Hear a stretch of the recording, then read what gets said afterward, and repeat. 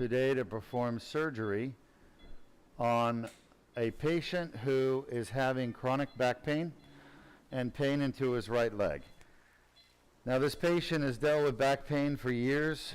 He's not found any relief with conservative treatments like therapy, injections, and medicine. So we looked up the Deuk Spine Institute and the Deuk laser disc repair procedure, and that's what we're going to be performing today. He has two discs that are causing his pain, L4-5, L5-S1. Everybody agree? And we're approaching it from the right side because he has right leg pain. So we're gonna be treating his leg pain and his back pain with this surgery. I'm gonna give you a little numbing medicine, okay? The patient is awake in the beginning. Dr. Berndez, how are you? I gave you one card for one company. Thank you so much. And there's another company as well that I use. The one I gave you is actually one of our patients. And he's a professional race car driver, and he also owns a roofing company. Not this patient we're doing today, but we're just talking about something else. All right, so the first thing we're going to do is gain access to the disc that's damaged through the needle approach. I guess that's the best we can do there. Let's see, I say we could probably drop the table. Sir, Dr. Berndez, half an inch, drop the table. Sure. Good. Shot? All right, that's better. All right, so that picture there is not too bad. It actually looks pretty good, that lateral view. Again, he's got short pedicles. So if you're looking at that fluoro picture, our patient has pretty short pedicles. Pedicles are the bone that connects the vertebral body to the posterior elements like the facets. Shot? Let me know if you're uncomfortable, okay? Shot? We got you awake in the beginning just for a few minutes until I get situated.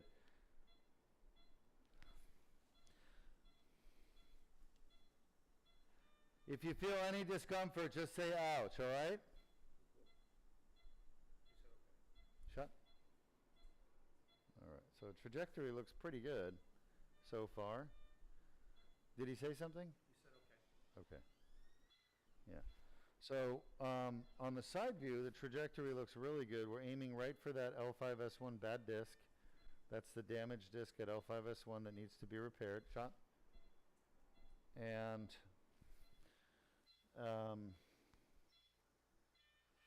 I need to go a little bit more lateral. Shot. But otherwise, the side view looks really good. He's got big facets, and I'm going to have to go a little bit more anterior to get around them. Shot. Shot. Shot. Boy, that light is right in my eye.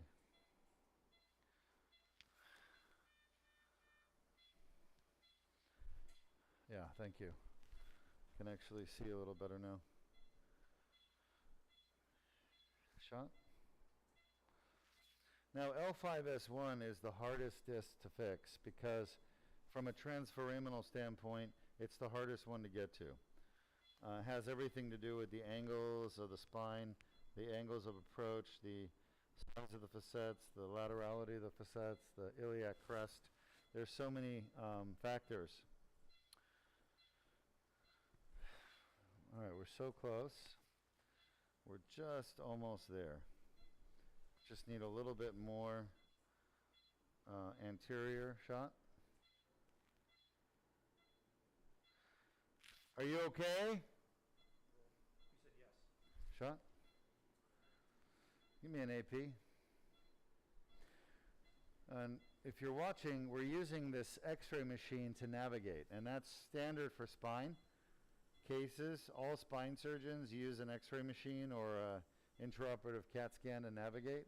Looks good. We're right at the back of the disc. So let's see if I can get in. Again, that's better. Actually is a better picture right there. Are you comfy? You said yes.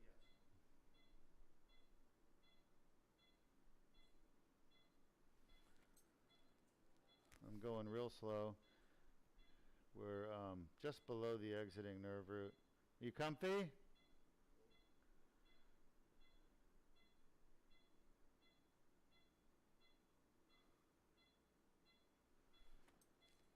So now you can actually tell because the needles we use are standard length. You can see how little of the hilt of the needle is left. That means he's got a deep back. So his spine is pretty anterior. Makes it harder for me. Are you still comfortable? All right. This is Dr. Deuk, by the way, in case you didn't know. We're starting our surgery, okay? Oh. Come on. I shouldn't have to tell you. I mean, we got to get to a point where you just do it before you even get here, okay? I can't have to keep looking at that. All right. Fair enough. But let's keep an eye on it. All right. So I can tell, by the way, I don't know if you know that, but by the incision. As soon as I make an incision, if there's a drop of blood, that means that the blood pressure is higher than I want it to be. So our patient has normal blood pressure, but for surgery we like to keep it a little lower. So sometimes we give medication to do that. And his blood pressure is by no means in a dangerous level, but I like to have it low so that there's no bleeding. You have to be careful, and since we're waiting a minute, I'll talk about it. I personally, for my surgeries on people's spines, I like a systolic blood pressure of 100 to 110. Once you get over 110, you start to get bleeding. And the higher you go over 110, the more bleeding you get. Because after all, you are cutting into the human body. The bleeding we're talking about is at the level of the skin. And, you know, a lot of these patients are on anti-inflammatories for pain, so their platelet function is not normal. And once you cut into the skin, they don't clot, you know, they don't make the platelet plug like they should because they have abnormal platelet function. So, you know, keeping the blood pressure around 110 is really helpful in terms of controlling any bleeding. Now that said, even if we had high blood pressure and we lost blood, we'd probably lose no more than 10 milliliters, 10 cc's we call it. And the human body has around 4,000 cc's of blood. You have to lose 20% of that to really get a effect physiologically where the heart rate increases and the contractility of the heart increases to compensate for that hypovolemia. Once you get, you know, to 40% blood loss, the patient can go into shock. So if you think about it, we could lose 800 milliliters where we're losing 10, all right? And so this is pretty much a bloodless surgery, but I like to keep it totally bloodless. Now there is another factor that's important, and that is, besides the loss of blood, if you have high blood pressure, then bleeding will occur in the muscle because we are passing through the muscle with the dilator and the tube. And if you get bleeding in the muscle, well, guess what? The patient will have pain in the muscle and muscle spasms for, it could be up to 2 months after the surgery, and we don't want that. So we don't want any blood in the muscle, and to make sure we don't have blood in the muscle, we want our patients off any kind of blood thinners and antiplatelet therapy, such as anti-inflammatories. Also herbal medicines like ginkgo biloba, fish oil, turmeric, they all cause bleeding as well. They predispose the patient to bleeding. So we want the patients off of all those things at least a week before surgery. So look, our blood pressure came down and there's no bleeding. All right, so I'm going to proceed. Hopefully we can get it under better control. Keep it that way. All right. Are you comfy? Patients awake for the beginning. Can you get 4-5 lined up, please? look at the bottom of 5. There's probably a little scoliosis, but I think you're off a little bit. Just a little. Literally probably a wag of a few, maybe a degree or 2. That's worse. Yeah. So just a mention, a note about navigation during spine surgery. You want to make sure the fluoroscope is lined up with the spine properly. And Jordan just fixed that.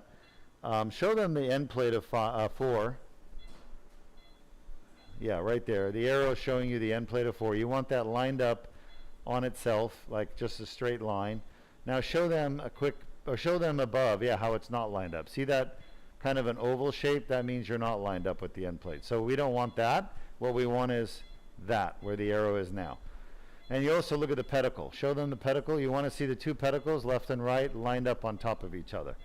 And if you're seeing a double shadow of pedicle, that means you're not lined up. So what that does is it makes it very reliable in terms of navigating to the disc space. So we want to use the X-ray first to position it properly with respect to the patient's spine. And that's why movement of the patient during the procedure can shift the alignment and change the perspective, okay? So you don't want that. You got to make sure your navigational system is operational and optimized before you go too far in surgery. Otherwise, you end up going somewhere, you think you're in one place, you're actually somewhere else. Because remember, you're dealing with a 3-dimensional part of the body. Let's go AP. Now, the other thing we need to do, besides line up the X-ray machine perfectly with the spine for the level we're treating at that moment, we also want to look at multiple views. So right now, I'm not happy with where that is. It's too lateral. I should be, let me see, based on my lateral projection, I should be a little bit more medial, I think, closer to the facet joint. Go ahead and give me a lateral view. Shot? Yeah. It's not that far off, to be honest with you. It's pretty good. Could be a little bit more medial. That's where I'd rather be. Shot? So I like to touch the facet and then slip just past it. That gets you as medial as you can be in the disc. Shot? Are you awake? Yes. You having any pain? Where's your pain? By the needle. How does he know where the needle is? Where was that? Down the leg. How far down?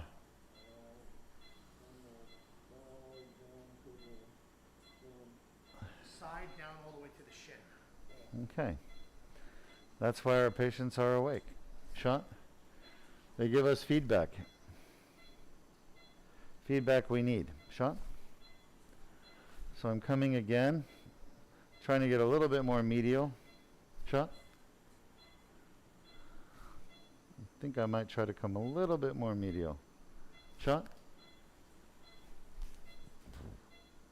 Medial is a medical term for towards the midline. Shot? Is that better? He said yes. Shot?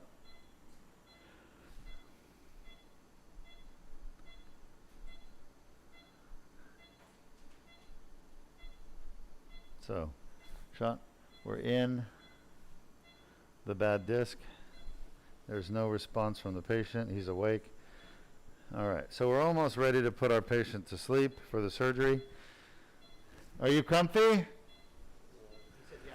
Now, how much of your reason you're here having surgery is due to back pain versus right leg pain? What % of your problem is back pain?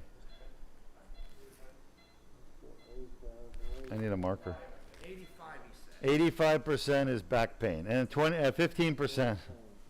Like, 85 to he said 85 to 90 sometimes. all right, so our patient's main problem is back pain. And I'll tell you right now, most doctors don't know how to cure back pain, especially from a herniated disc. The pain is actually coming from the disc. We discovered that here at Deuk Spine Institute. We discovered that about 16 years ago when I was doing endoscopic surgery and I was curing people's back pain, I realized what I was doing was I was cleaning up the tear in the back of their disc, and that took away the back pain. So I'm the first person in the world to discover that, and the first person in the world to publish it.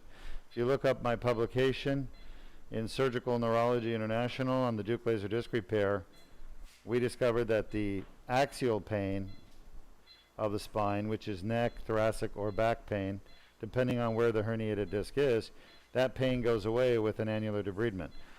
And we're the only place in the world you can go to get this surgery done, the Deuk laser disc repair, where we're actually cleaning the tear.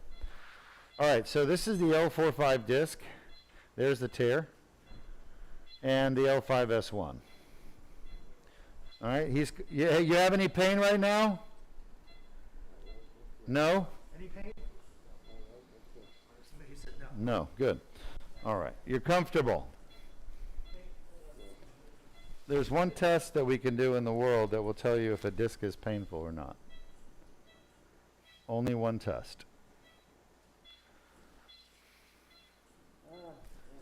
How bad is that on a scale of 1 to 10? What's the highest it goes? 8. Is that where you typically get your back pain? Is that where you, yeah. So that was L4-5, it was 8 out of 10. You could see he arched his back, he tightened up, and then he said, ah, and it's concordant. Concordant means that it's his typical pain that he gets every day, and that's what we're trying to fix, right? So we know it's coming from that L4-5 disc, but I suspect that's not the only place. Based on my clinical diagnosis and the MRI review, I've determined he has 2 discs that are painful. That's what I believe. And that's probably more painful. How high did that go? 9. Didn't go to 10? Okay, 10 is the worst pain you've in your life. He says it's right there. All right. And is that where you typically get pain? So 10 out of 10? Yes. And it's concordant. All right? So based on his MRI, there were 2 discs that I saw that were herniated with tears. And I examined him, and I said, where is your pain? And he pointed right to here on exam. So you've got to take the exam, the localization of pain on the exam, correlate it to the MRI finding of the annular tear, and that's what we do very well at Deuk Spine, and we figured out his pain is at, you can put him to sleep, by the way. Once I do the discogram, you can start. Yeah, I'm just talking, but you got to. All right. Yeah, let's get the blood pressure down. I just gave him another dose. Anyway, I gave him Vasotec. thanks. I don't care what you give. I just want the blood pressure down. That's your business. I just need it down.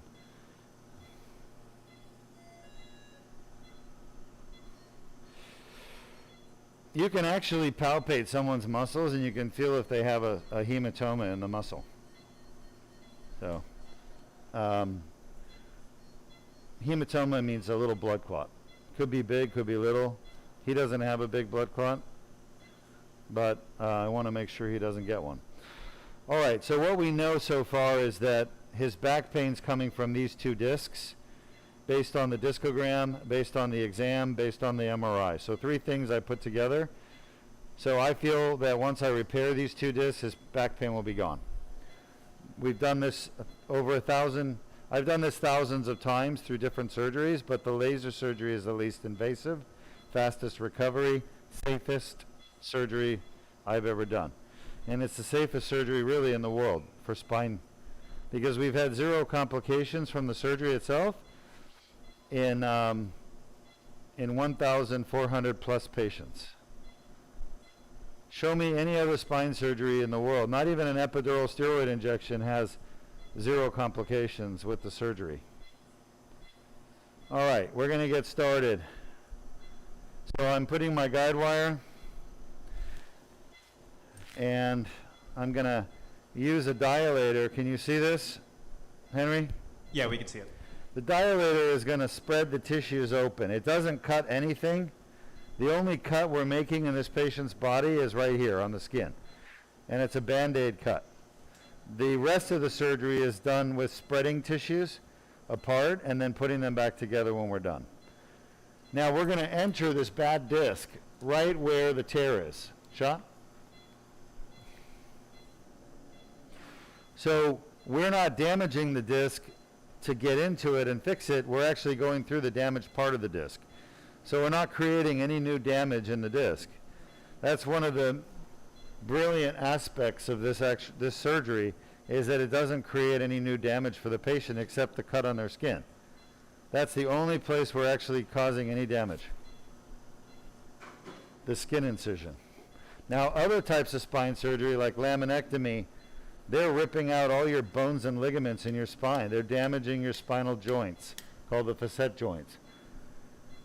And laminectomy doesn't treat disc problems. A laminectomy will never fix disc pain. I don't know why you're not taking pictures. You know, when I stop and look up, that's when I want a picture, right, Jordan? All right.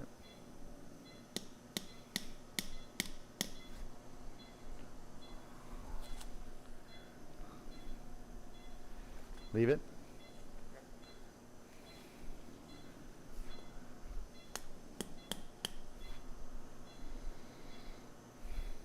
People worry that when they watch me hammering this thing in, everyone says, oh my God, that looks just so dangerous. It is dangerous. It's dangerous for me, because if I miss, I hit my finger, right? When a carpenter hits a nail in, it's not dangerous for the wood or the nail, it's dangerous for their finger. I've never hurt a patient by hammering this in, never, not once in 16 years of doing this surgery. It's virtually, impossible to do as long as you know what you're doing. Hammers are used all the time in orthopedic surgery. For those people that have watched orthopedic surgery, they know orthopedics and neurosurgeons, we use far worse tools than what you're seeing here. Sean? We use saws. And this is a pretty small mallet compared to some of the mallets used for orthopedic surgery. Some of the mallets that we use in orthopedic surgery and saws are huge and very scary. You need to wet it. I don't know, Louis told you to wet it. Wet it. It's not too late. Right here, right here. That's it. Done. Shot? What's happening is right now there's a little bit of disc material, herniation probably stuck between the dilator and the tube. So as I advance the tube over the dilator, it's actually dragging the dilator forward as well. And I don't want that. I don't want the dilator going in any further than it is.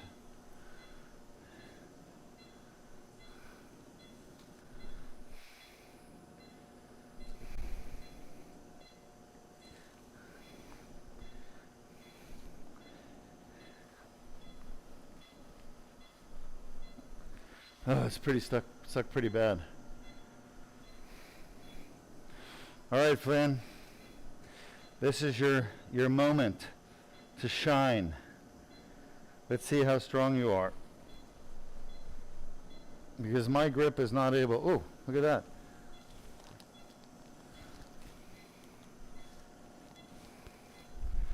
This thing fell off. Okay. Let me fix it right now. Luis? Luis just left the room. I think he's getting a vice grip. Interesting. You want to give it a try? Yeah, I just have to screw it. This thing is kind of popped out.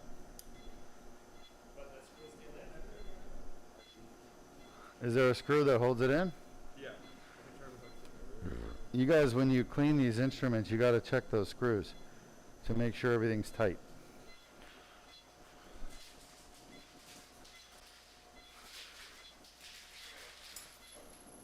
So just to reiterate, we have what's called a cold fusion, where these two pieces of metal are fused together but with tissue that I'm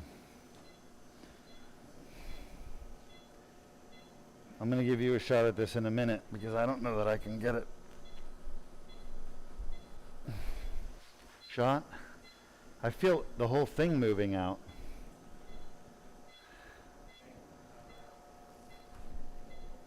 Shot. Shot. All right, so I'm going to try to hammer the tube over the dilator and separate the tube. Shot. Shot. Definitely better now. I can see the tube is inside the disc and it's where I want it to be. Now I just got to deliver the dilator out without taking the tube out. So basically this is called a cold welding. We call it cold welding. When tissue welds together two pieces of metal. Yeah. No, I can, Luis, I can get the whole thing out. The problem is the tube and the dilator are stuck together.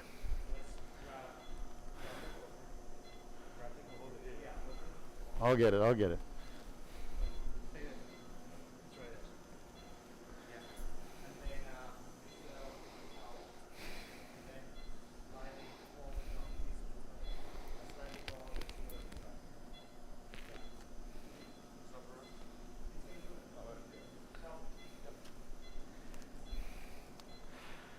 So this is the improvisation.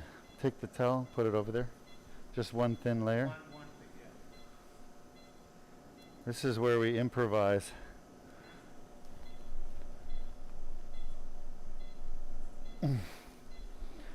Damn it.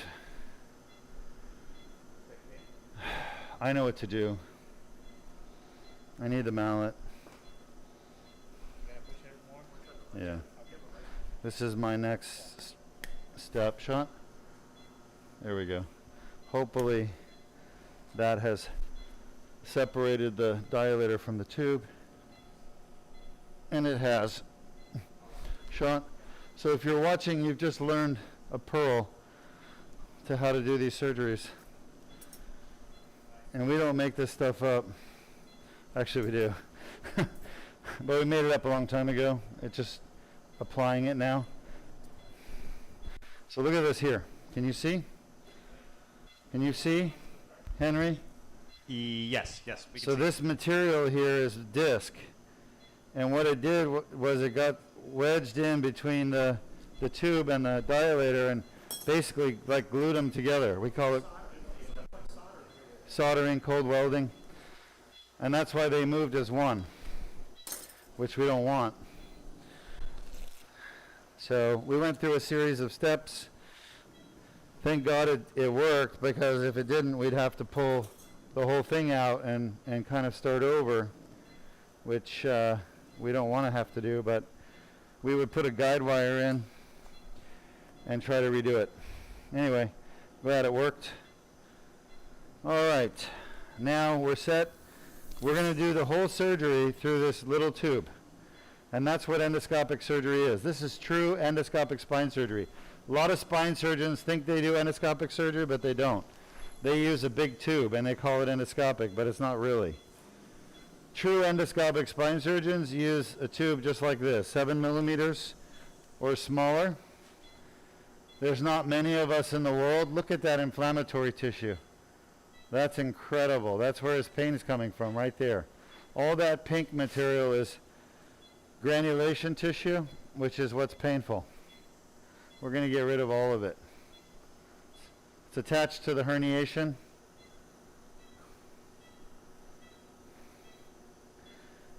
And that's my goal, is to debride that annular tear, get rid of all this inflammatory tissue, get rid of his pain coming from this disc. Laser.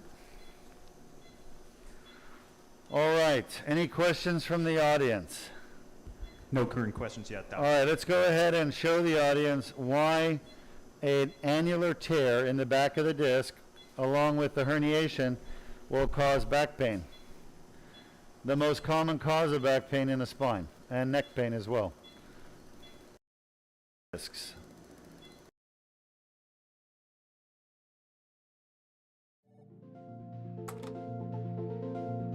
Traumatic injury to the disc can cause annular tears to form.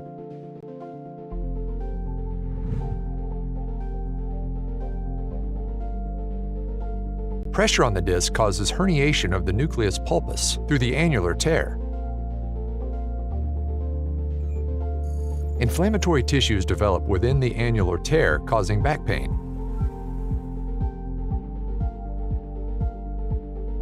The inflamed annular tear generates pain signals.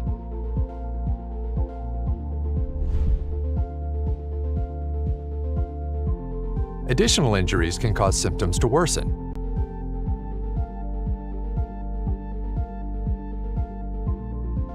Inflammation from the annular tear can spread to nearby nerve roots, causing leg pain.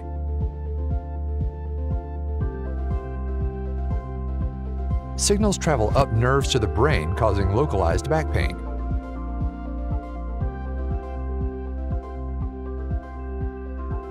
Pain signals reach the primary somatosensory cortex, causing conscious awareness of pain. If you have a herniated or bulging disc and back pain, submit your MRI for a free review at www.mri.deukspine.com. Okay, welcome back. We're just using the laser now to debride the annular tear, remove the herniations. Everything is going smoothly. And we are taking questions. The reason we broadcast the surgeries, we want people to see what's happening in the contemporary state-of-the-art spine surgery world.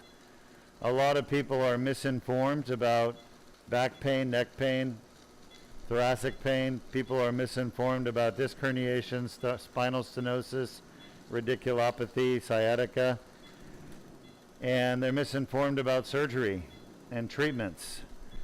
So we want to use this time to answer questions from the public about any of these topics related to the spine, even reimbursement, anything to do with spine care. You can ask me about chiropractic treatment, you can ask me about physical therapy, about medications, about conservative treatment, acupuncture, cupping, dry needling. We do have one question. Horse liniment oil. You like that? That was for you. That was a chuckler. All right, but seriously, anything to do with the spine, we're happy to talk about. We do have one question. Yes. On YouTube, someone asked, are you using inside-out technique? Ha! Nice. I love it. Somebody on YouTube. Who is the somebody? The username is Blue to the Sky. Blue to the Sky. Thank you. You are correct. I am using a technique called inside out. And I talk about this frequently. Inside out technique was taught to me by Dr. Anthony Young. Dr. Anthony Young is a pioneer in endoscopic surgery. He was trained by Dr. Parvis Camden. And Dr. Young was a real big proponent of the inside-out technique. So for those of you who don't know what the inside-out technique is, it's basically where I enter the disc through the tear and the herniation, and I start working inside the disc and I work my way out. So as I start repairing and debriding and removing herniated material, I pull the tube out little by little, millimeter by millimeter, until we're outside of the disc and the disc is repaired. So to answer your question, yes, I'm using the inside out technique. That's the only technique I use. I don't believe in the outside in technique. I don't think it's safe. I think it's very confusing, and more importantly, it doesn't allow to address the source of back pain, which is the annular tear. Thanks for asking. Great question. We like questions. That's why we broadcast. The reasons I broadcast these surgeries, number one, so I could have the public watch and ask questions. But it's all about education and information and truth in spine care. We want to promote truth. And the the best way to promote truth is to bring the observer in so you can watch what's being done. There's, this is not a video that is edited in any way. We don't do any post-editing.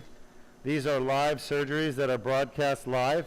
And if you're watching right now, which is the 28th of April, 2022, you're watching a live stream. So everything you see is what's really happening in the operating room. And the reason we want to do that is, number one, I want to answer your questions while we're operating, but also I believe someday with what I'm seeing in medicine, a deterioration in the quality of training for doctors. I'm seeing a tremendous deterioration, and I'm seeing tremendous bias and special interests that are controlling spine, like big implant companies and insurance companies that don't want people to get the best care. So for whatever reason, you know, whether it's financially motivated, which it almost always is, I want the public to know the truth. And the only way we can get the truth out is to present it ourselves. So that's what we've been doing now. We've been broadcasting live spine surgeries for 9 years at Deuk Spine. We have thousands of surgeries online. They're all free and available. We don't take them down. They're available for you to watch. So if you go back to YouTube, and you could actually watch live spine surgeries that I did 9 years ago when we first started. The first spine surgery I ever did and was a tumor in the spine attached to the bottom of the spinal cord called the conus medullaris, and we did that here at the surgery center. How's he doing? He just felt something. Yeah, he's not. You okay?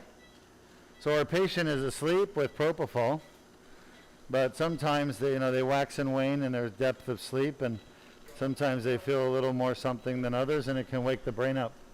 Is he all right? All right. Great question. Any other questions from our audience? Yes, we have two questions. Sure. The first one is from YouTube. Elcia Gordon Okay. asked, what would be suggested treatment for a herniated disc and arthritis? So I heard the first part, which is suggested treatment for a herniated disc, and then I couldn't hear the last part of that question. Yeah, suggested treatment for herniated disc and arthritis. Oh, okay. Yeah, my suggested treatment for a herniated disc is this. This is my algorithm. Number one, is it causing pain or problems for the patient? And not all herniated discs cause symptoms. Most herniated discs don't. So the first thing I want to know is that herniated disc causing pain, or is it pressing on the nerve roots causing weakness, numbness, or nerve damage, or spinal cord damage in the neck? If the answer is yes, the herniated disc is symptomatic, meaning it's causing problems for the patient, then my treatment of choice is exactly what you're watching now, endoscopic spine surgery. There's no fusion done, there's no metal, there's no hospital. This is outpatient surgery, takes an hour to do, 1 hour to recover, and then the patients go home an hour later. So it's the safest, least invasive surgery in the world. Safest because we've done 1,400 surgeries like this, and we've never had a complication from the surgery. Okay? Very, very safe. There's never been a nerve damage. There's never been a spinal fluid leak. We've never had an infection. There's a big herniation right here. I can't even get it out because it's so big it's like getting stuck at the bottom of the tube. But I'm gonna do my death roll. Okay? The death roll, I'm gonna do my, oh, actually here it comes. Good. So this is gonna be a good one. Let's get the light on and go to the eye in the sky. Can you see? Yes. There it is. Look at the size of that thing. Can you see it? Yes. Pretty cool, huh? So a lot of people think when you take a herniation out, it comes out in one piece, but that's rarely the case. I've never seen a herniation of a disc that comes out in one piece. It's always pieces, but sometimes you get a nice big piece. So it's kind of like when you go fishing, you know, maybe you get a big tuna one time and the next time you get a snapper, maybe some mackerel. So you get all these different shapes and sizes of herniations. And most people, like, they come and get surgery after they've had like the herniation, and then they've had a second one, a third one, a fourth one. Every time you get better and then you get pain again in your back, that means you've just herniated again. Another piece of nuclear material. The blue stuff is coming out through the tear. Now the reason why I'm finding these pieces inside the disc is because I shoved them back in there at the very beginning of this procedure when I put the tube in and I put the dilator in. It pushes the herniation back into the disc. So that's one of the beauties of the inside out technique, is that you get to take the herniation out from inside the disc basically.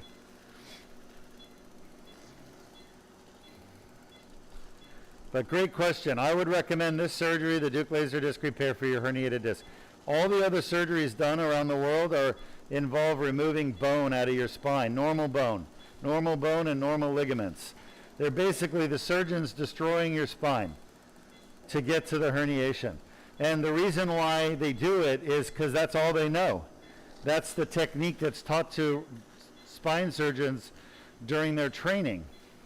They don't know any better. That's what was taught to me. So I had to actually find out about this type of endoscopic surgery after I was done with my training, and I had to go learn how to do it overseas from the Koreans, the Germans, Dr. Young here in the States in Phoenix. He's now retired, but we stay in contact with each other. He's a great doctor, a great teacher. Dr. Anthony Young is a pioneer in the United States of endoscopic spine surgery. And he's, in my opinion, one of the greatest surgeons I've ever met in my life, because he started doing this endoscopic surgery when everyone else was doing open surgeries and taking bone and ligaments out of the spine, you know, unnecessarily, and destroying people's spines just to get to the herniation. He was doing it transforaminal. He was a pioneer. And, you know, a lot of his colleagues attacked him, and but he knew what he was doing was right for the patient. It was best for the patient, and he turned out to be correct.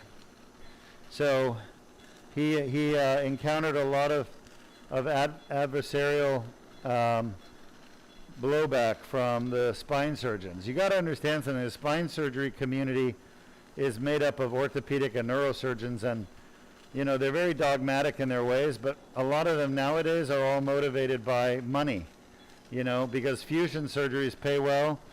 A lot of them are on the payroll of the companies that sell the screws and rods. They make millions of dollars on the side for doing nothing but putting in screws and rods and teaching surgeons to put in screws and rods. So he went against that entire institution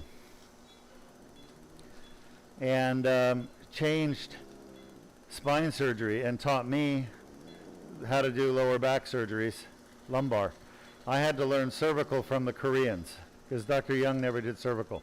And then thoracic surgery for thoracic disc herniations, I actually had to teach myself, and I'm the first person to do transforaminal thoracic endoscopic surgery in the world.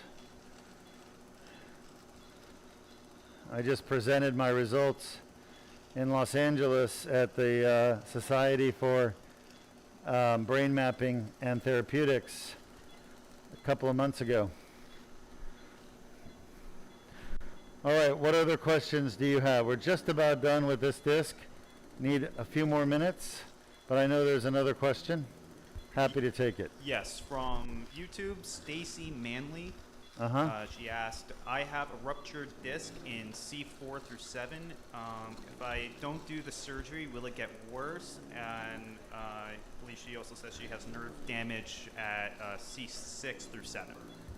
Yes, hi Stacy. You are correct. If you don't if you don't fix the problem now, it will get worse, for sure. That's one thing about herniated discs. But I would not go for a fusion. You don't want a fusion? I would not go for artificial discs. You don't want a metal disc in your neck. They fail. They fall out, they don't work, and then people have to get fusions done. So you'd be looking at 2 or 3 surgeries. You don't want that. This surgery I'm doing right now, the endoscopic surgery, is the best. There's no metal, there's no fusion. It's done with a small cut, and we repair the disc so that it stops causing symptoms, but also we get the pressure off the nerve, so it stops your nerve pain. So I would look into the Deuk laser disc repair. Let's go ahead and show our audience the animation video on how the Deuk laser disc repair actually works for the lower back. Ready.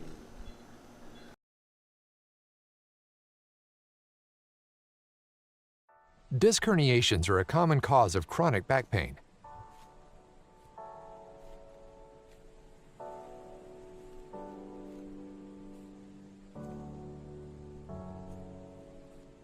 The inflamed annular tear causes back pain. Inflammation of the nerve roots causes leg pain.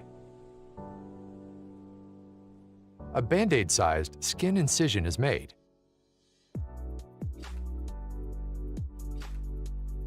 A small tube is inserted without damaging the bone or soft tissues.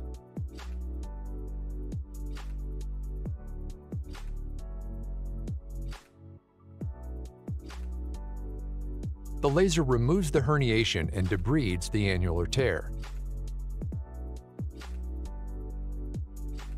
The annular tear heals on its own.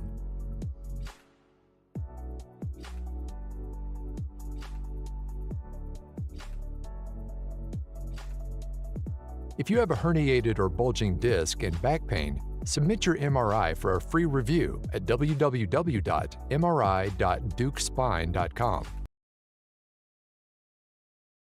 We're just wrapping up the Deuk laser disc repair, and you can see here we're at the back of the disc, so we're almost outside the disc. What you're seeing here is the end plate of L5 and then the end plate of S1. And the annulus has been torn, and the herniation, I've removed 90% of it. I'm going lateral right here. There's a little lateral herniation still I'm removing with the laser. And I could tell you, for people who criticize the laser, there is no better tool in spine surgery when you're doing endoscopic spine surgery. It may not be appropriate for other types of spine surgery like fusions, but my gosh, for endoscopic, it's absolutely the best. And that's all I use. We use the laser for every single endoscopic Deuk laser disc repair surgery we do. We've done 1,400 of them in the last 16 years. We've had 0 complications. And I could tell you these surgeries are not possible. The results are not even close to being possible without the laser. So when people say, oh, you know, laser's not necessary, that's people who are talking out of complete ignorance.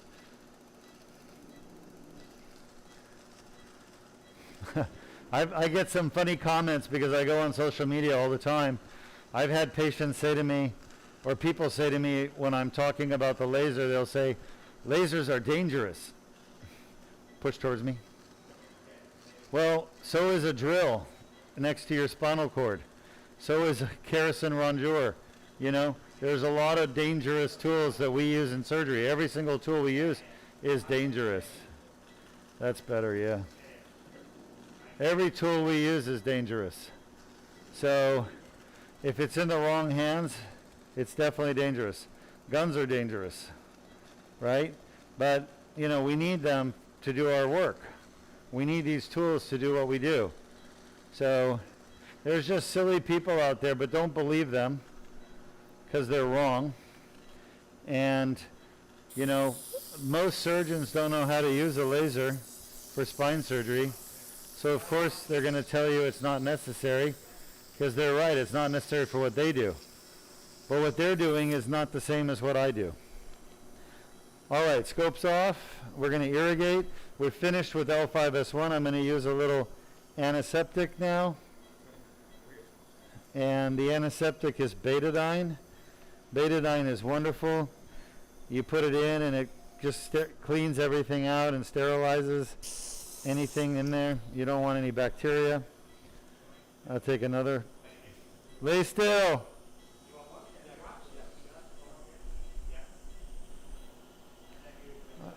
Why would you not have 2 tubes? Yeah, he just used one for the rated at the beginning when you grab it, yeah. You should always have 2 tubes per disc.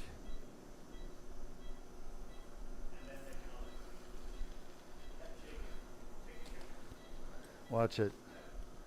Don't stick yourself.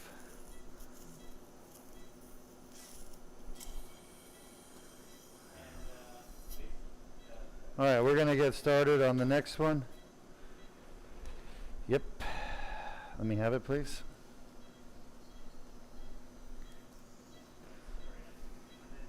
Nice job on the blood pressure. All right, get that fluoro in, please.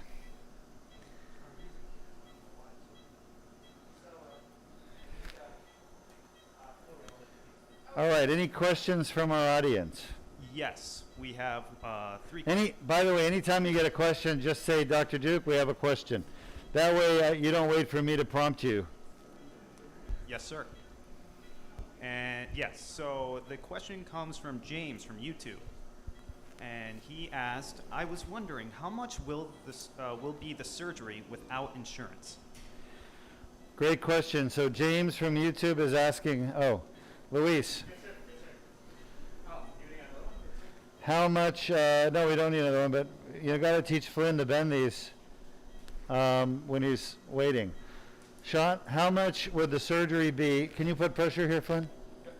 Without insurance. James, great question. The answer is simple. It depends on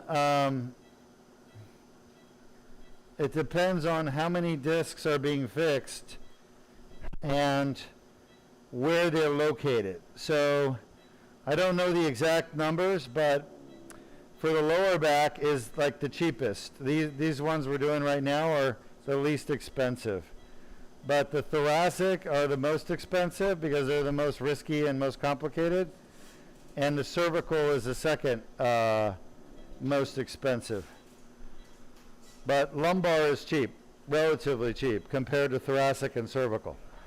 So, and then it depends on how many discs and whether we're going on one side or both sides. So just the more surgery, the more money, I guess. But it's honestly much less than fusion surgery, much less than surgery at a hospital. So the best thing to do, if you're interested, anybody's interested in finding out pricing, just send us your MRI scan, the images, and let me look at the MRI, and then we'll do a free Zoom video with you where I can do a quick interview and a physical exam, and then make a recommendation about what needs to be treated. Like, do you need 1 disc, 2 discs?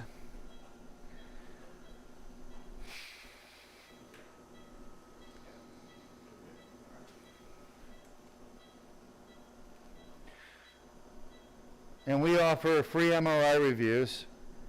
All you have to do is go to our website, deukspine.com, look for the free MRI review button, and click on it. You're going to get asked a few questions.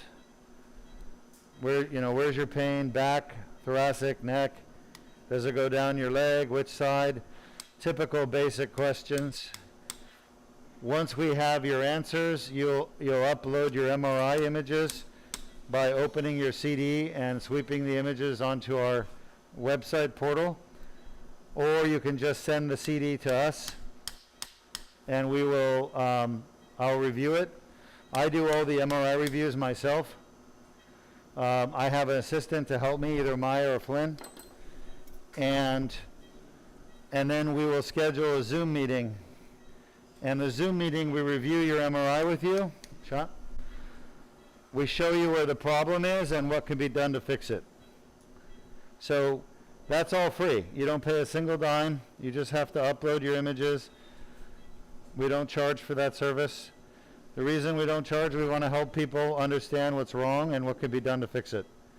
Whether or not they come, that's up to them. Shot?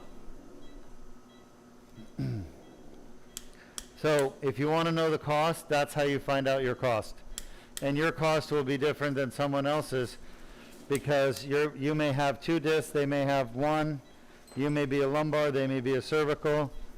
So it really depends on how many discs, how many sides, and what area of the spine. But great question. We have another question from Blue to the Sky.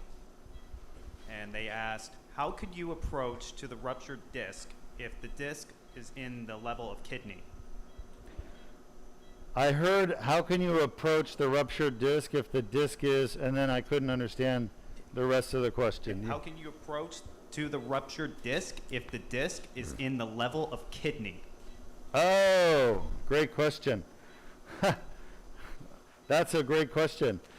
So let me have a marking pen. Can you see this? Yes. Yeah, so the kidney is right here. Okay? And the way we approach this is the kidney is actually inside the abdominal cavity. So it's deep inside. I would go above the kidney. So to get to L1-2 or L2-3, we're going superficial or above the kidney. That's how. All right? But yes, you're right. That's a consideration. That's why I tell people, just because you watch me do one of these, don't try doing it at home. There's a lot of skill, believe it or not, and an understanding of the anatomy. That's why I'm a surgeon. You know, we're trained on all those things during medical school and residency to avoid injuring the patient by avoiding doing things that would hurt the patient. Now, I've never injured a kidney. Is it possible? Yes, absolutely possible. That's, you know, one of the risks of the surgery, but fortunately it's never happened on my watch. That doesn't mean other doctors haven't done it. There's a lot of bad surgeons out there, by the way, since you brought it up. I remember a story about a surgeon who went in to get out the gallbladder and sent what he thought was the gallbladder that he took out to the pathologist, and the pathologist came back and said, that's not the gallbladder, that's the kidney you took out. I mean, yeah, of course, that doctor got sanctioned and by the Board of Medicine, et cetera, but doctors do stupid things sometimes. That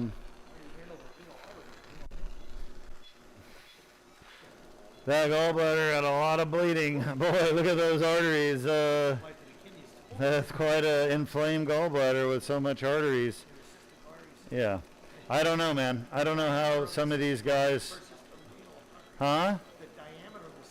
Right. Listen, there's so much incompetence in medicine. It's shocking. It's shocking.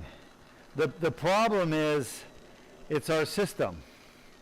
You know, you go to medical school and you do well or don't do well, whatever. You get into residency, and residency is like 5 years, say 5 years for general surgery. By the time you're done, they're obligated to graduate you and give you your license, you know, your degree. Like very few residencies will say, no, you're incompetent. We're not setting you free. We're not putting you out in the public. They won't do that. You know why? Because they don't want to get sued by the doctor. The doctor will sue them and say, why don't you graduate me? And they'll say, because you're incompetent. And then they have to prove he's incompetent, right? So they just don't want to deal with it. So they just let him go out there and practice medicine and do surgery. You know, and it shouldn't be that way, you know. It should not be that way.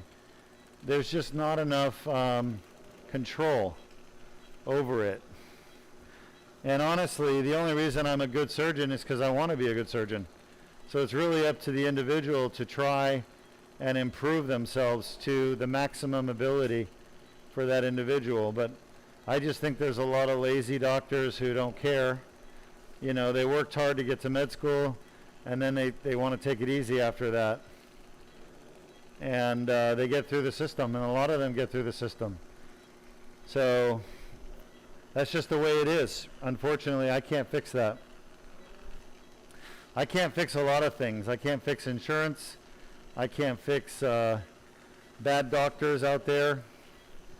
But I can fix people's back pain and neck pain. And you think that that was the impossible thing to do.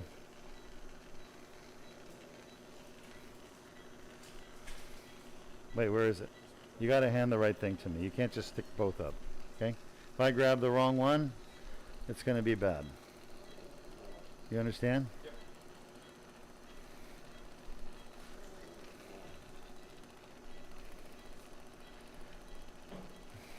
We have two questions from Sue Griffin from Facebook. Yeah, hi Sue, how are you? She's her first question is, will plasma replace laser? Will plasma replace laser? The answer is not for disc surgery, not for what you're seeing right now.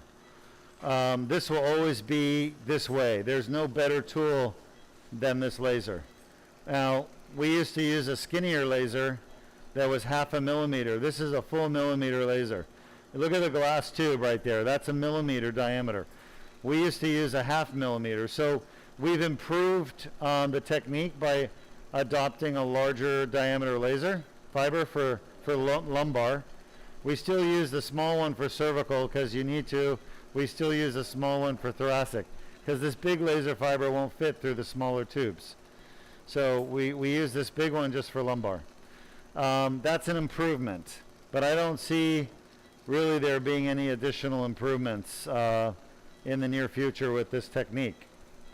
Now for facet treatments, I believe plasma will replace the endoscopic laser procedure, just because the endoscopic procedure is a lot longer to do. It takes a lot of time, and it's difficult technically to do, but you get great visualization of the nerves. With plasma, there's no direct visualization. We're not using the endoscope. We're just using a tool that generates a lot of energy that's very effective at vaporizing those nerves to the facet. So we haven't done it in the cervical with plasma yet, but I think it's just a matter of time before we do. But the results we're getting with plasma for facet treatments like rhizotomies are amazing so far.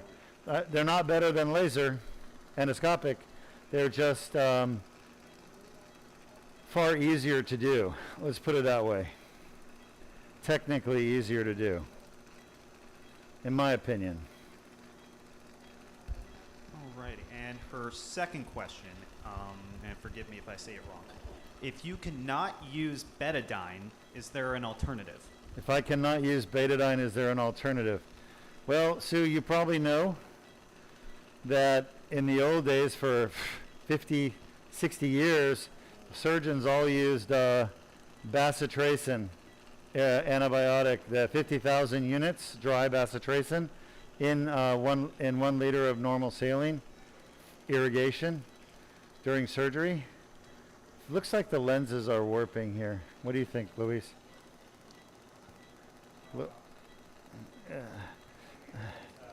I don't know. It's the haziness, I think, is a little bit of blood.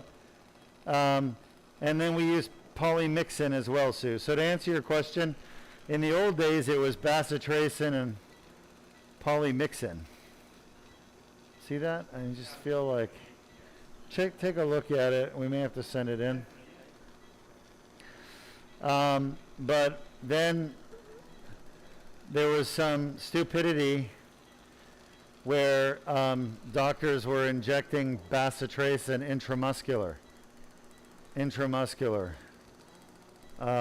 Don't ask me why. I've never done that. Anyway, the patients were having these complicated neurological and myositis and neuropathy problems as a result of intramuscular bastration injection. So the FDA came out with a statement that it cannot be used with intramuscular injection, and that basically just shut down, I don't know, everybody got scared. So the hospitals started taking it off their formularies. It wasn't available. This was several years ago, like 5 years ago. And a lot of surgeons you talk to now, they don't even use irrigation. I've talked to several of them, and they've been around for a long time, and they don't use any medication in their irrigation. They just use normal saline. So I think that's kind of where we are with just the normal saline. But I just don't feel right about not putting something topical in there before you close. So that's why I switched to what I felt was safe and the best. Obviously not for patients that have an iodine allergy, we would never do it. But for patients that don't have an iodine, look at that right there. That is the source of back pain staring us down like a cobra's head. Hello, little cobra. Goodbye, little cobra. Oh, 5 minutes. Yeah, but yeah, you know, my 5 minutes may end up being a real 10 minutes. But yeah, we're close. You can see how much more scar tissue there is here. Yeah, this is more vascularized area. This is closer to the outside of the disc where there's blood vessels. So you're going to get a more robust inflammatory response. Therefore, you're going to get more collagenization and scar tissue. Inflammation requires a blood supply, and scar tissue requires inflammation. So you're not going to get scar tissue without an inflammatory reaction. The more scar tissue you see, the more inflammation was there.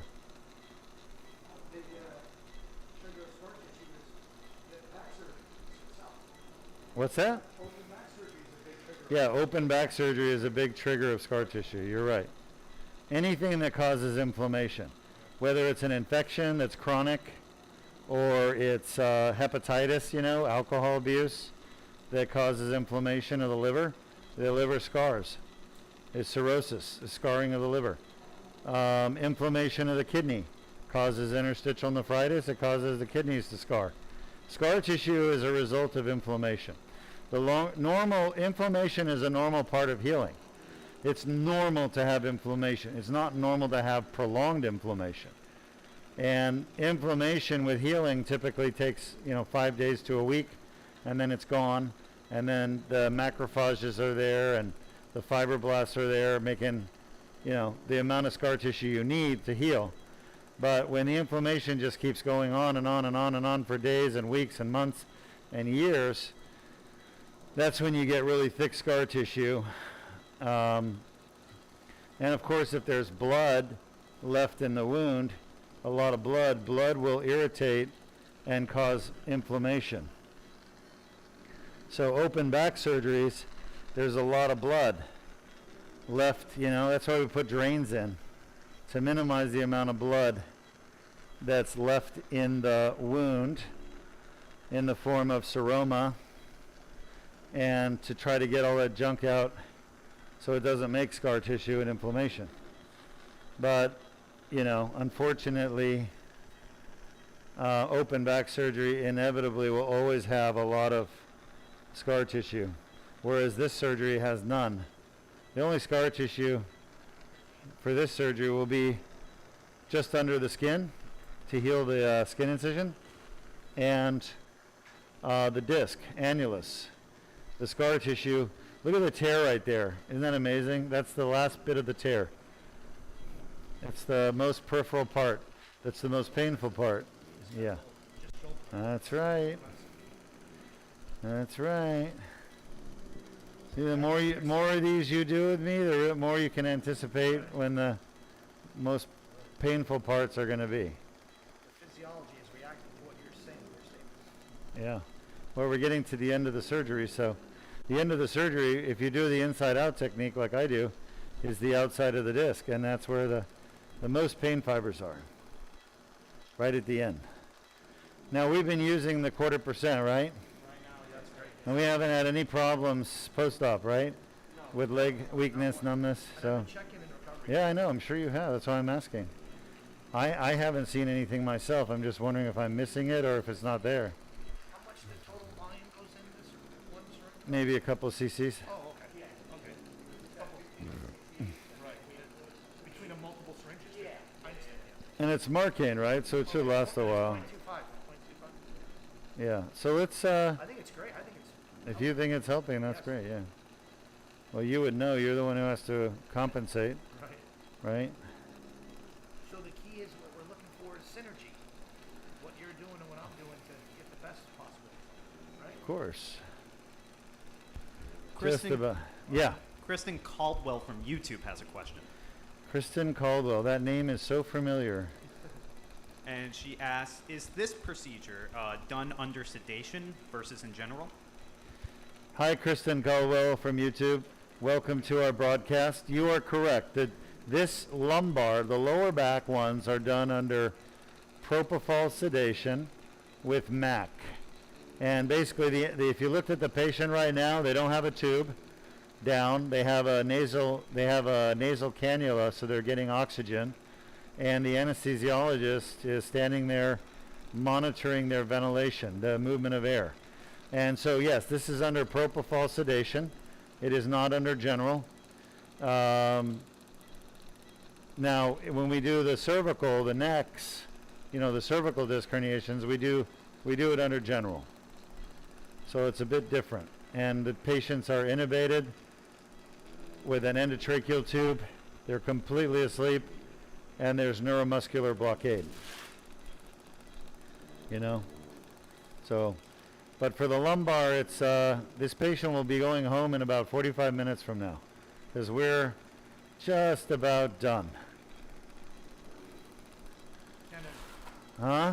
much better alertness, less risk of nausea, Yeah. less risk of pneumonia. There's many benefits. Yeah. Dr. Berndes is talking about the benefits of doing these surgeries under propofol sedation rather than general.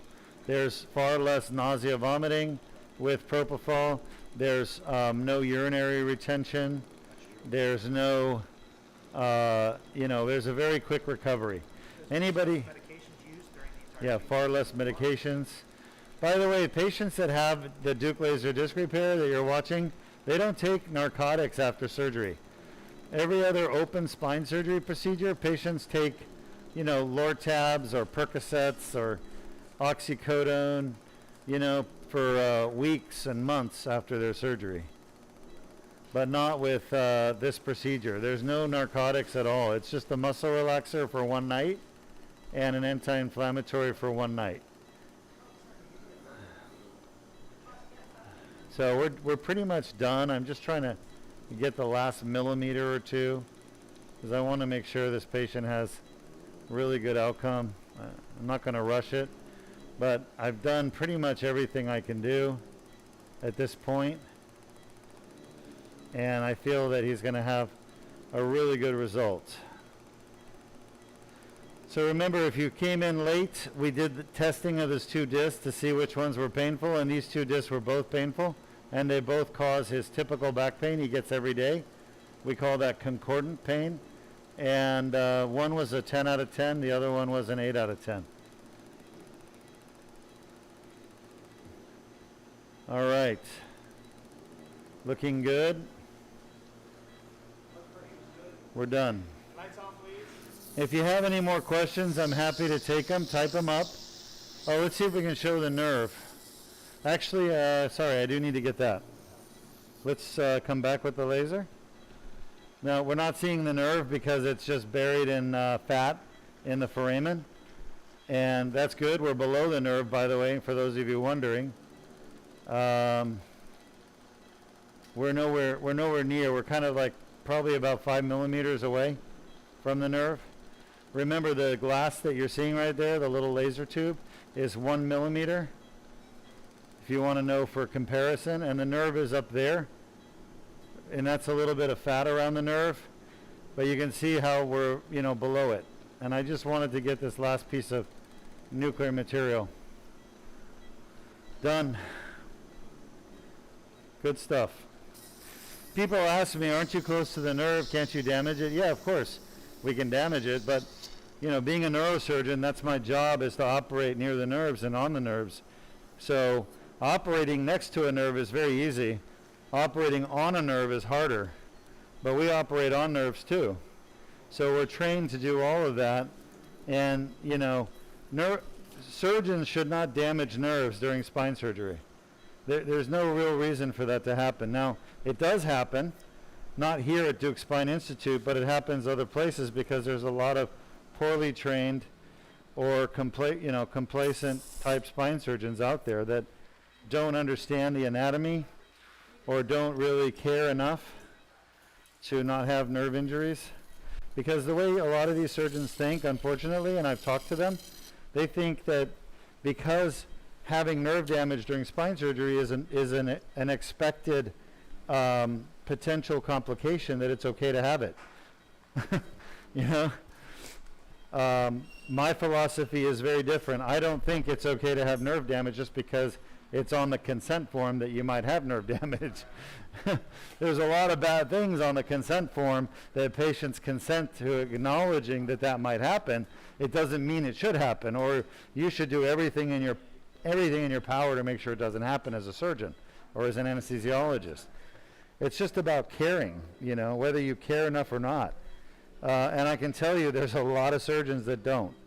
And they'll never tell you that. Put your elbow here. Oh, by the way, let's show this incision. Go ahead and show this incision. Can you see this? Yes. Right there, 7 millimeters.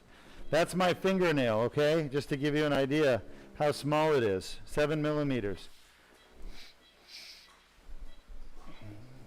All right, type up your questions, folks, and I'll come answer them face to face. Are you prepared to do a face to face? Yes. All Should be right. ready. We have 3 follow-up questions. All right, I'll be right there to answer them. Will do. Keep typing up your questions. Why don't you run a testimonial of somebody who had the surgery done from, I think we have a patient from Australia that came, and I'll be right there. Will do.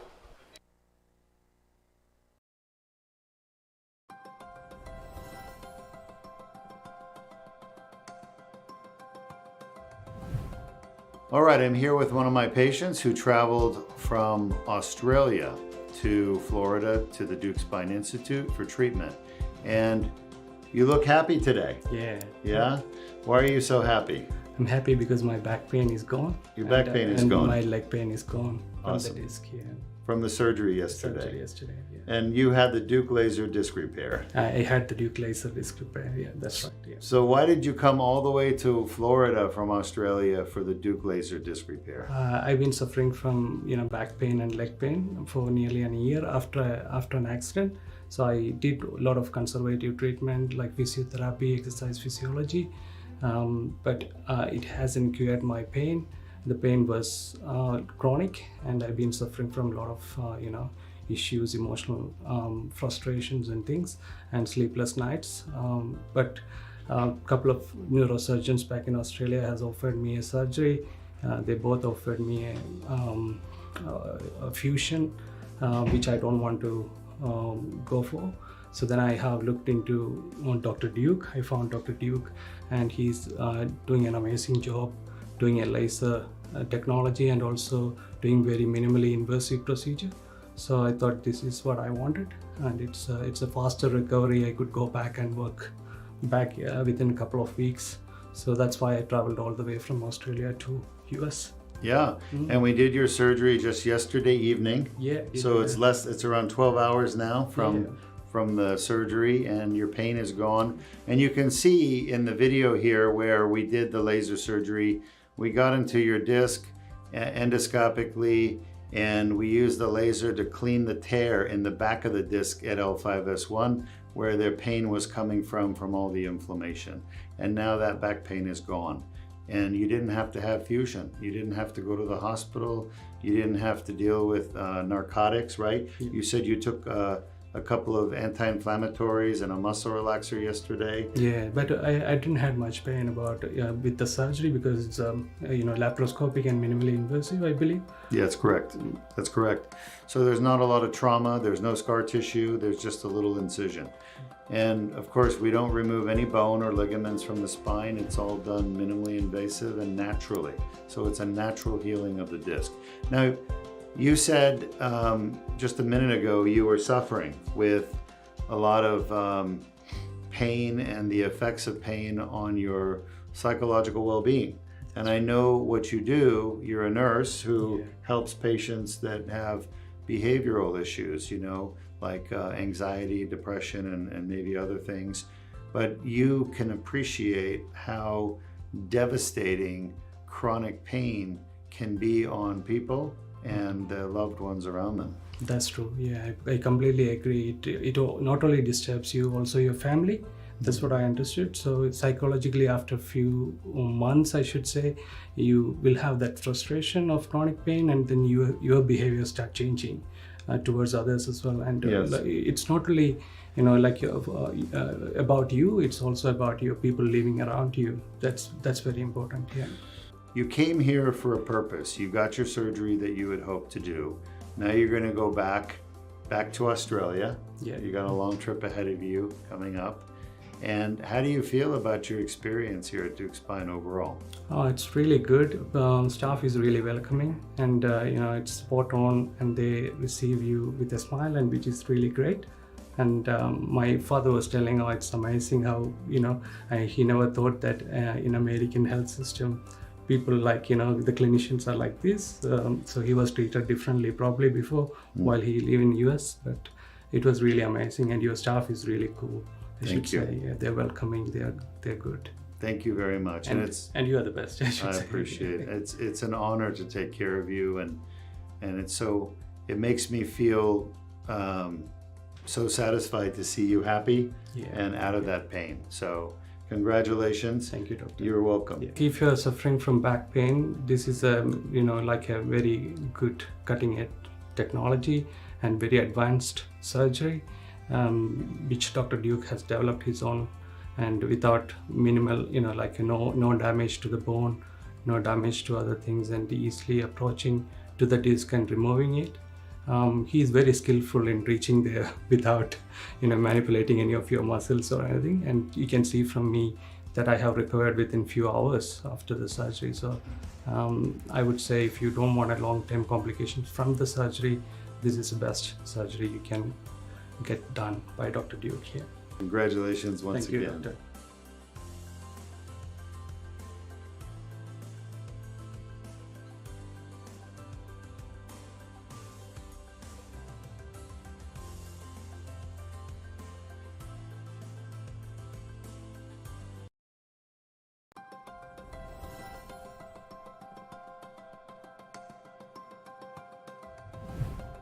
All right, I'm here with one of my patients who traveled from Australia to Florida to the Deuk Spine Institute for treatment. And you look happy today. Yeah. Yeah? Why are you so happy? I'm happy because my back pain is gone. Your back pain is and gone. my leg pain is gone Awesome. from the disc here.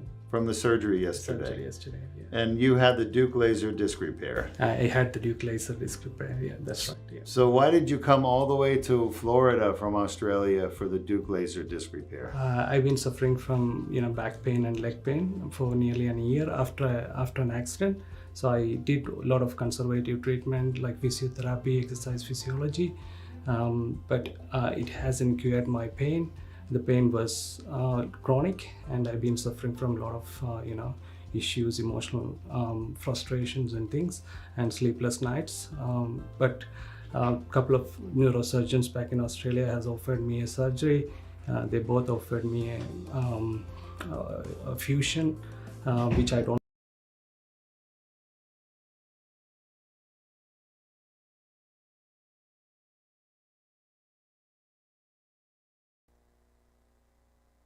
Sound or no sound? There we go. Here we go. Okay. Dr. Harjik Majan, and just having some sound technical difficulties, but I think I'm on air now. Just finishing up with a Deuk laser disc repair surgery done endoscopically on a patient who traveled from all the way from Jacksonville, Florida. And he's been suffering with back pain for years, and 90% of his complaint was lower back pain, right around the belt line. He had an MRI scan that showed a bulging disc and annular tear. So what does that mean? Well, normally the disc has two parts to it. It has, and the discs are not complicated, they're pretty simple structures. They're really a cushion between bones. Just to give you an idea of what I'm talking about, here's what's called the spinal segment. You can see a bone here, and these bones need to move. That allows us to twist and move our spines. Between these bones, called vertebral bodies, is the disc. It's basically a cushion. Now, if we take a disc out and look at it, normally it has a kind of a jelly center called the nucleus pulposus, and then it's got a wall around the nucleus that holds that jelly in place. Now, if you get a tear in the wall, which happens with some kind of trauma in your lifetime, very common, by the way, and a lot of people who I talked to about their herniated disc, I said, you had some trauma in the past? I don't remember anything. Well, if you don't remember your trauma, just go to this place on YouTube called Fail Army, and watch some of the videos there, and then that might bring back a memory or two as to why you have an injury to the spine. But all herniated discs start with a tear within the annulus, okay, called an annular tear. Now, once the annulus is torn, there's now a way for the jelly to get out. And so any kind of bending or twisting or activities could be mild activities like lifting weights, playing basketball, just doing regular things, playing tennis. That will then push the jelly through the tear. Now, once the jelly pushes through the tear and it sits in the tear, it creates inflammation, and that's where the back pain comes from. And I'm the first person in the world to describe that and discover it, and the first person to go in and treat it with a laser to clean it out and publish it as well. And that was published back in 2012, so about 10 years ago.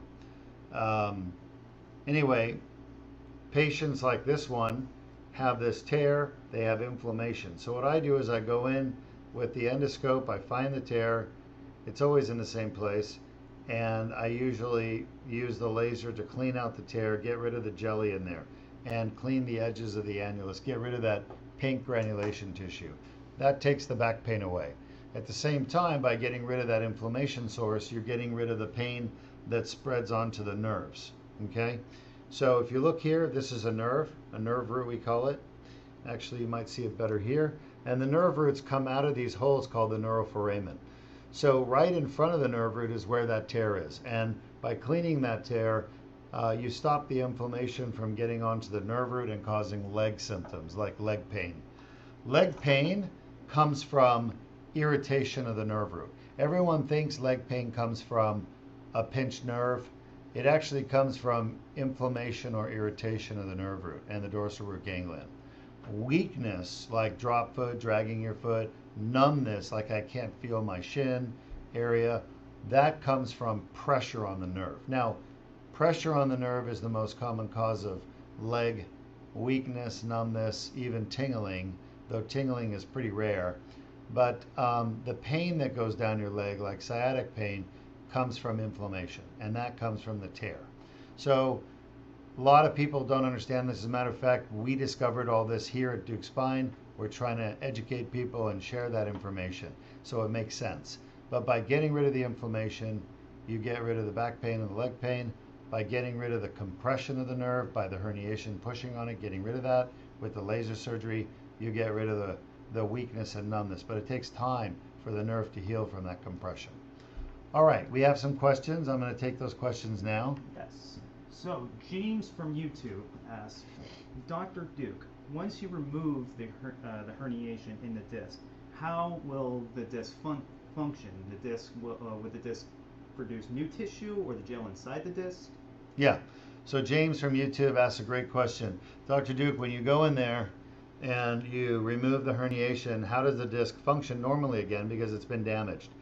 So to answer your question, James, I get this question a lot. Remember, first of all, I'm not taking the normal disc nuclear material out. We're leaving that in.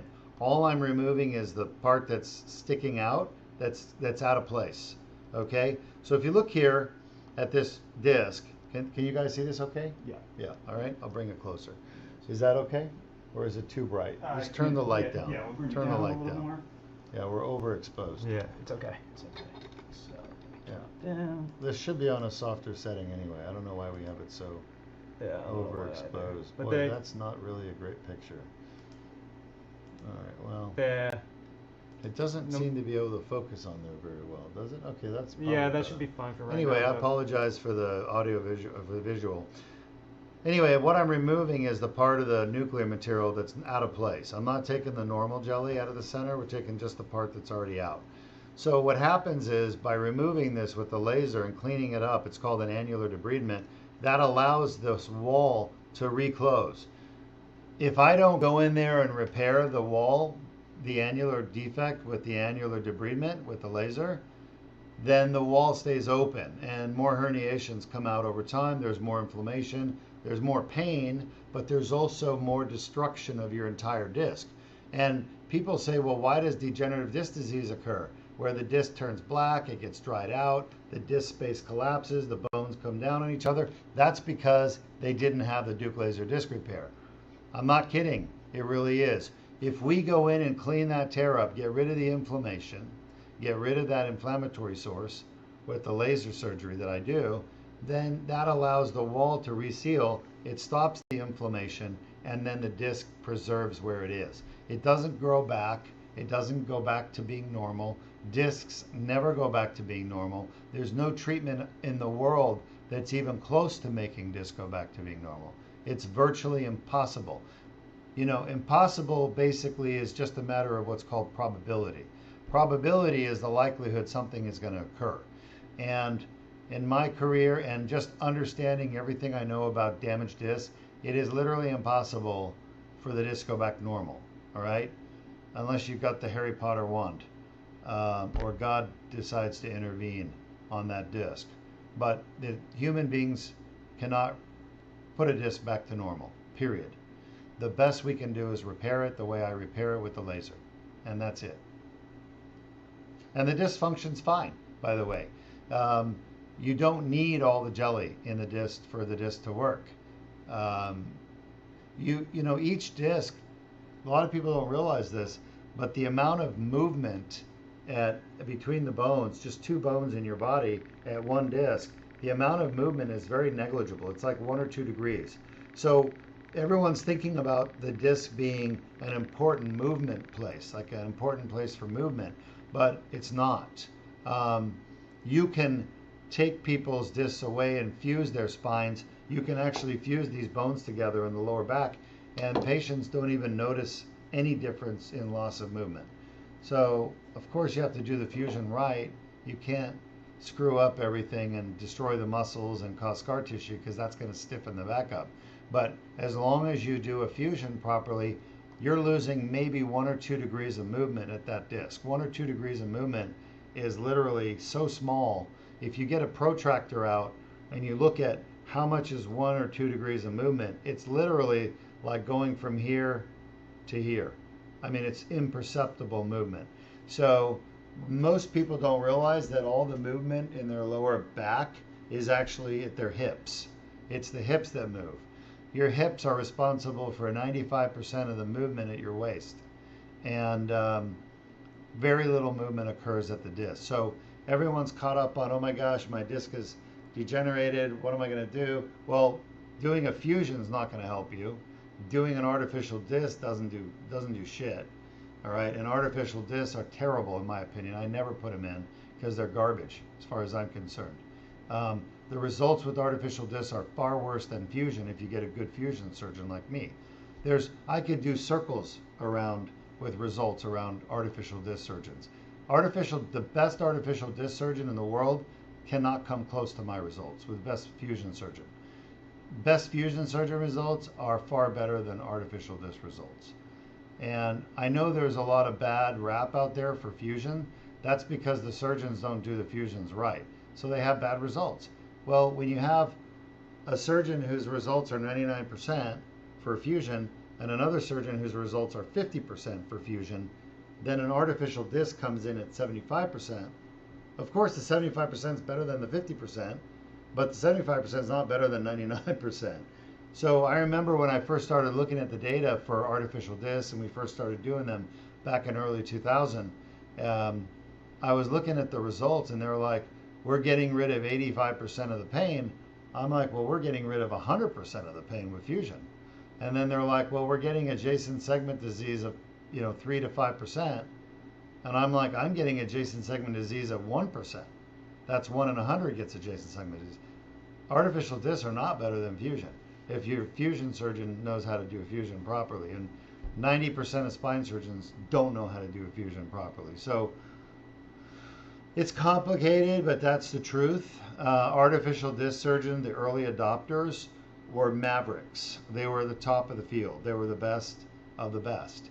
And that's why they were selected by the companies, because those companies aren't stupid. The ones that make the artificial disc, they're going to go out and they have to pick like the spine surgeon in Dakota, a spine surgeon in California, one in Florida to start putting these discs in. They're not going to pick the worst surgeons. They're going to pick the best. And the way they incentivize those surgeons is by offering them money, royalties, all right, or being a consultant. We'll pay you millions of dollars a year to put our artificial discs in and have good results. So they're basically buying the good surgeons' results, which is fine, except it's illegal to pay them that kind of money for really doing nothing. It's basically fixing the game, if you ask me. So those best spine surgeons' results at 75% were still nowhere near my results at 99%. So that's just the way it is. I'm being honest with you guys. I think being truthful and honest is important, and people deserve to know the truth. Some people hate me for telling the truth. That's okay. I'm not here to impress them. I'm here to basically teach people the truth about spine stuff, and then you guys decide what you want to do.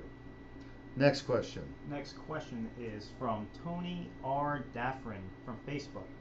And he asks, can a pain management doctor do the plasma treatment on the facet? Thank you, Tony. Great question. So a lot of questions about our new plasma rhizotomy that we developed. And this one is whether or not a pain management doctor could do it. So just so you understand, that plasma rhizotomy was developed here at Deuk Spine. We are not training anyone yet to do it. We're making sure the results are consistent and good. I've been doing it for 16 years in the setting of another surgery that I commonly do or did. I don't commonly do it as much anymore, which is fusion surgery. And I've taken that technology from fusion surgery, which is a small part of fusion surgery, and I brought it over to just doing that for facets, and it's working. But the reality is that it's very safe and it's minimally invasive, and yes, someday pain management doctors will be able to do that. Will pain management doctors be able to do the Deuk laser disc repair and fix the disc like the surgery you just watched? Probably not, but the jury's out on that. I think it has to be an exceptional pain management doctor, somebody who's really, really good, a maverick at what they do, loves their job, loves spine surgery, loves great results. They have to be passionate about it, and they have to be capable of doing it technically. So just so you understand, there's two types of doctors. There's two types of very good doctors. There's those that are really smart, but they can't use their hands right. They can't, like, they're not mechanical. They're intellectual but not mechanical. And then there's mechanical surgeons who are really good with their hands, but they can't think their way out of a box. So I would never train a surgeon who is intellectual but not mechanical, and mechanical but not intellectual. I'd have to have the surgeon that's both intellectual and mechanical and passionate. And that kind of doctor, you can train to do anything. You can teach them brain surgery, and they'll do a good job. So it really depends on the individual and not the specialty. So when you say pain management, yes, that would be a good foundation. But remember, doing surgery on someone's spine can be easy to do. You could teach a monkey to do it, honestly. What's difficult is managing the complications. So a lot of doctors can do the actual surgery, but when they get bleeding, they don't know how to stop it, the patient can die. When they get damage to something inside there that's not supposed to be damaged, the patient can die. So it's important that the doctor is able to properly manage any potential complications that can arise, and pain management doctors are not trained to do that. Surgeons are. But once again, it's all if the pain management doctor is operating in the right setting with the right support. So let's say the pain management doctor had a neurosurgeon backing them up, and the pain management doctor got into trouble, spinal fluid leak, and they don't know what to do. Well, they get the neurosurgeon to come in and help them. And so as long as that system is in place, I think it's fine for a very capable pain management doctor to learn to do the plasma rhizotomy safely, effectively, with the backup support of a surgeon who could be there in the event they have a problem. Next question. Beautiful. Next and last two questions come from Rick Overturf from Facebook. Hi, Rick. And Rick asked, what is the percentage of disc rupturing again after the DLDR? Oh, so great question, Rick. Rick is asking for patients that have this Deuk laser disc repair we just did, what's the chance that they're going to re-rupture, re-herniate? The answer is 1%. So we've had 14 patients re-herniate. I've done 1,400 Deuk laser disc repair surgeries. Now, very good question, because I've always said 1%, but the truth is we've had 14 patients with a disc that re-ruptures, but I've never looked at the total number of discs I've done versus how many re-rupture. And what I mean by that is most patients will get 2 discs fixed, and usually if they come back, one of them is re-ruptured. So if you think about it, I've done 1,400 patient surgeries in the last 16 years, about 80 patients a year. But I've done twice that, so I've done around 3,000 discs in 1,500 patients, roughly. So that's 2 discs per patient. And when they come back and they've re-ruptured, it's always 1 disc that re-ruptures, not 2. So really, you could say the percentage of patients with re-ruptured discs is 1%, but the percentage of discs that re-rupture is 0.5%. So, but that said, almost always, and there's been 2 exceptions, the patient was doing things they weren't supposed to do after surgery. So we always give our patients a lifting restriction. They're not allowed to lift more than 25 pounds for the first 6 weeks, just to let the discs start healing. And the people that re-rupture always are picking up heavy things. Like we had one patient have surgery, say today, and the next day they were landscaping, and they had their own business. They were a landscaper, and they went to Home Depot and picked up 20 bags of mulch, and they were throwing the mulch bags out of their truck onto the ground, and they felt a pop, and they re-herniated. I had a patient who went to physical therapy at the wrong place, and the therapist laid them down on the table the second week after surgery and lifted their ankles up to their forehead, and she felt a pop, and then she had another herniation. So it's always bending at the waist or lifting heavy things. Now I've had a couple of patients that say they didn't do anything like that and they just re-herniated. I don't know, but that's what they tell me. So the answer is 1% of patients will re-herniate. Well, another question popped up. But the next question from Rick was, if I have adjacent disc disease, will the DLDR help with this? Yeah, Rick, great question. So the question was, if a patient has a fusion or artificial disc already, and they develop adjacent disc disease, which is, let's just look here for a moment. This disc is fused. These bones are no longer moving because of the fusion here and the metal. So a lot of people with fusion or artificial disc will get adjacent disc disease. The disc above or below their surgery from before will actually go bad and start causing pain.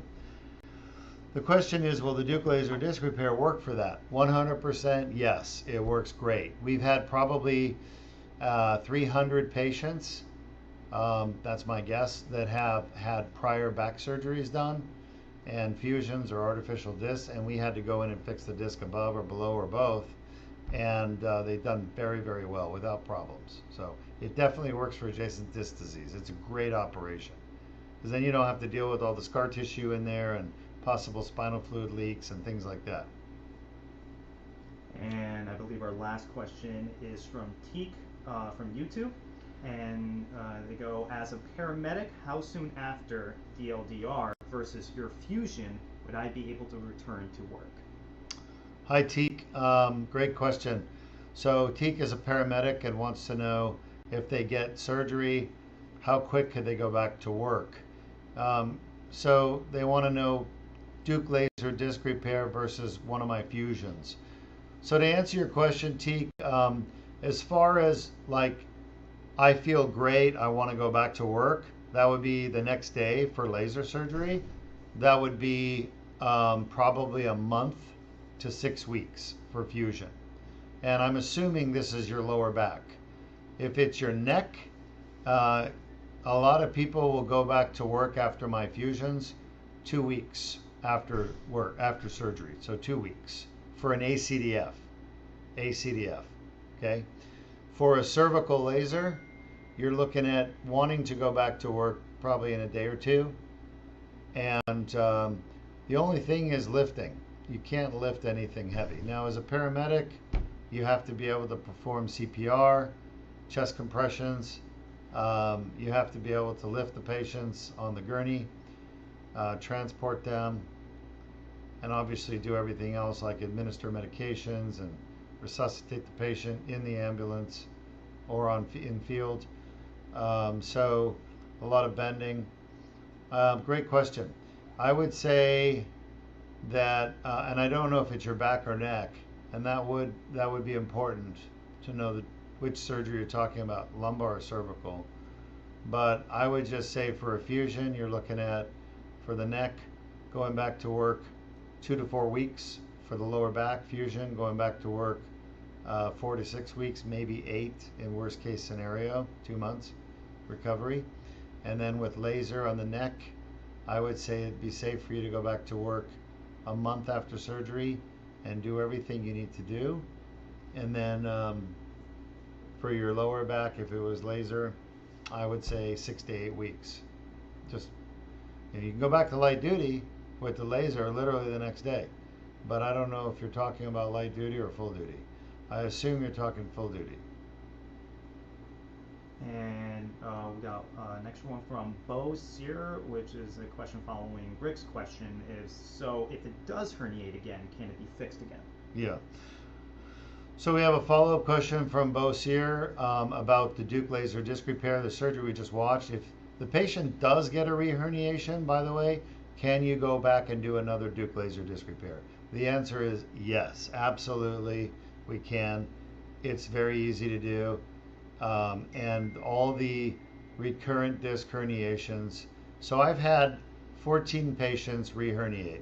I've had 8 of them come back and have Deuk laser disc repair again. 8 or 9, maybe 9 now. So some of them have chosen not to come back, and they've gotten treatment elsewhere, or they've just left it alone. And honestly, it's actually gotten better. And they're doing well because we stay in touch. But the ones that have come back and had surgery again, which is about 2/3 of the reherniations, they've all done really well. And yeah, the second time they definitely follow the lifting and bending instructions, and they don't have any problems. So it's all about following the restrictions after surgery. All right, well, I hope you all enjoyed the surgery for today. That's our last one. We only had one case. We'll be back in a couple of weeks because next week my son will be representing the United States of America in the Italian F4 Championship in Europe, and hopefully getting on the podium and making Americans look good to the European drivers. All right. Anyway, so we'll be back probably in about 3 weeks. We won't have any surgeries for 3 weeks.